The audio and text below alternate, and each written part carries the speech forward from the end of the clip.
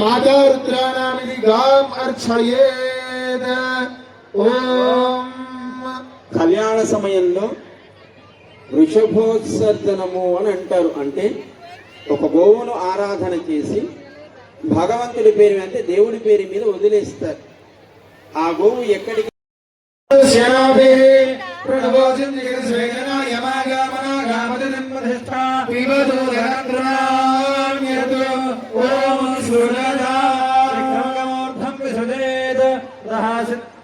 ముహూర్తం సమర్పిస్తుంది, సమీపిస్తుంది. ఆ సమయం మంగళ. అలాగే ఈ కళ్యాణ మహోత్సవాన్ని స్వీకరించి మనందరినీ అనుగ్రహించడానికి వచ్చినటువంటి రామచంద్రుడికి అలుపు తీరేందుకు తేనె పెరుగు కలిపిన మిశ్రమాన్ని సమర్పణ చేస్తారు.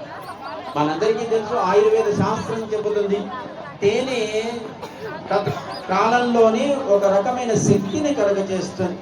అంటే దానికి వేడి చేసే గుణం కూడా ఉంటుంది. కనుక ఆ వేడి చేసే గుణం ఆ శరీరానికి కష్టం కలిగించకుండా దాంట్లో చల్లదనం కలిగేటువంటి పెరుగును కలుపుతారు. దాన్నే మధుపర్క ప్రాసన అని పిలుస్తారు. అయితే ఆ సమయంలో మధువులు సేవించిన సమయంలో తేనెని ఆ పిల్లవాడు సేవించి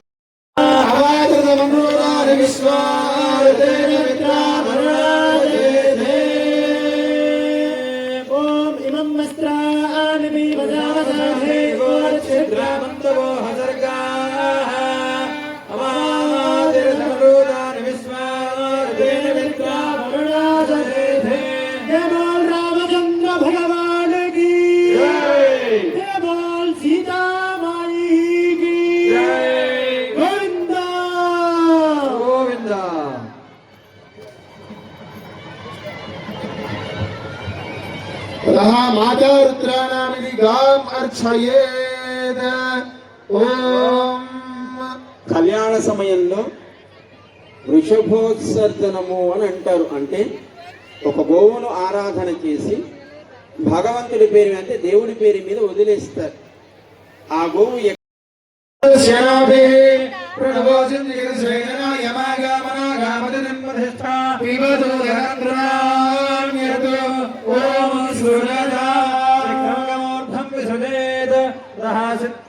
ముహూర్తం సమర్పిస్తుంది, సమీపిస్తుంది.